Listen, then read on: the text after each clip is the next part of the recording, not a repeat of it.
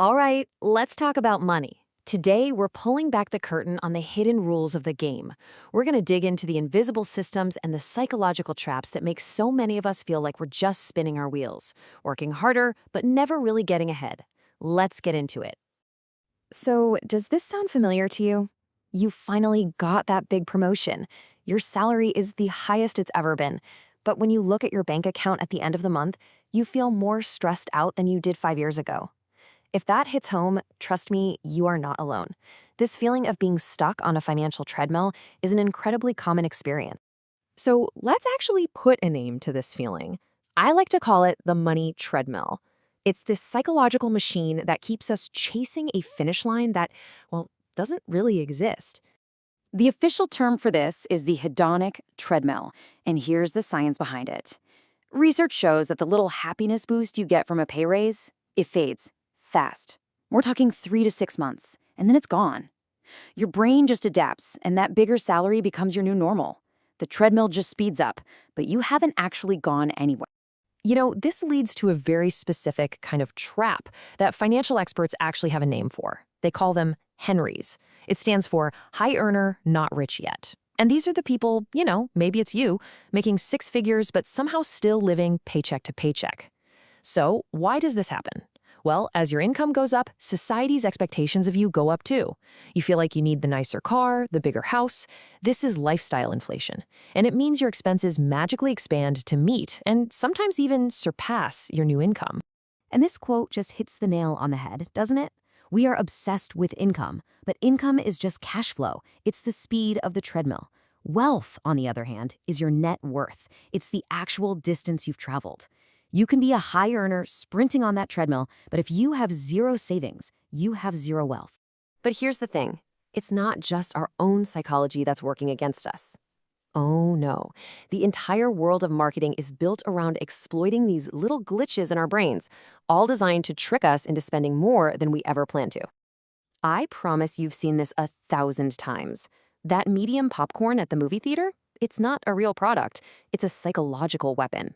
See, our brains are terrible at judging absolute value, so we compare things relatively. The medium is intentionally priced to be a terrible deal compared to the large. So suddenly, that $8 large popcorn looks like a brilliant bargain. You walked in wanting to spend $6, and you walked out spending 8, feeling like you got a great deal. You didn't. You got played.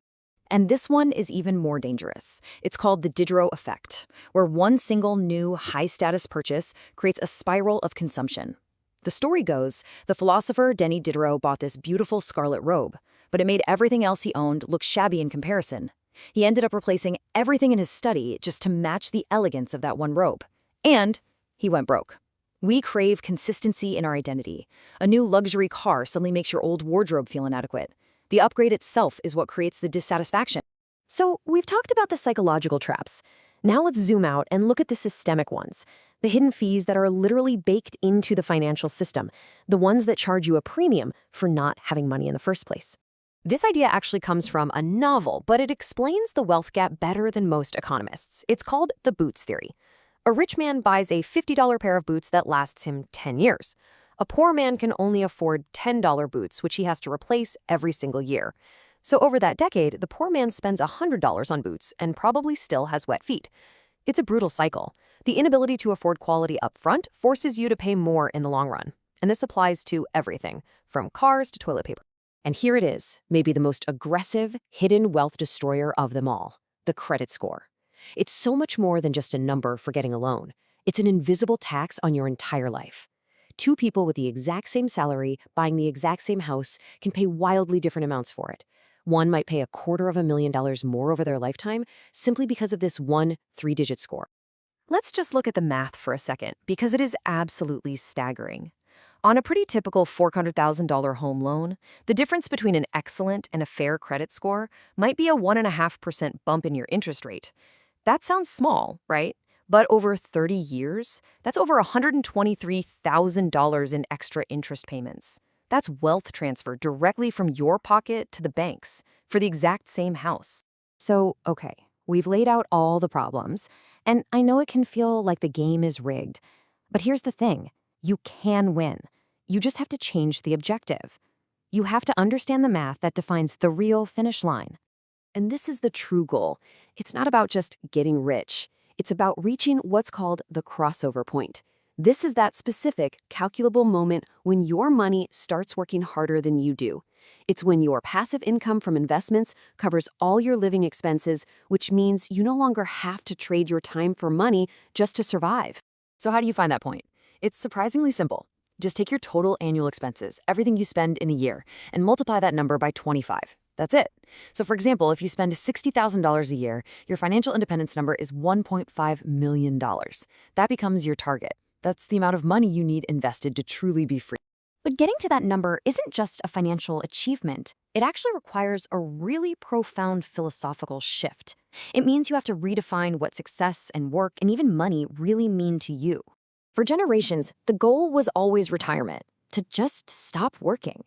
But a lot of data shows this can be a psychological trap in itself. In fact, studies have linked traditional retirement to a sharp increase in clinical depression and even accelerated cognitive decline. Financial independence isn't about stopping.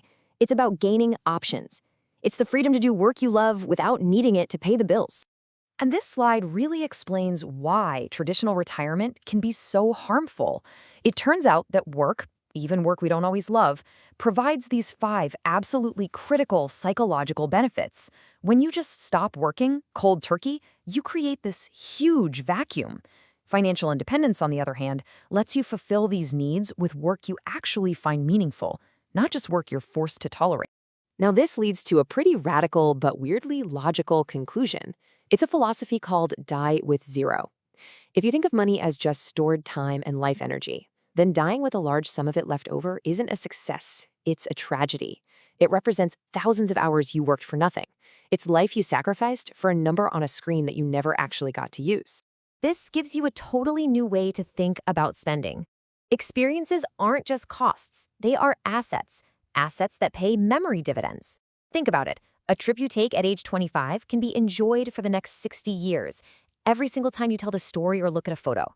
That's an incredible return on investment, and it's one that actually diminishes the longer you wait. You know, we've all been taught to play this game of accumulation, where the goal is to have the highest score when the game ends. But what if that's the wrong game? What if the real goal is to perfectly convert all of your life energy into a life well lived, leaving absolutely nothing on the table? What would you do differently tomorrow?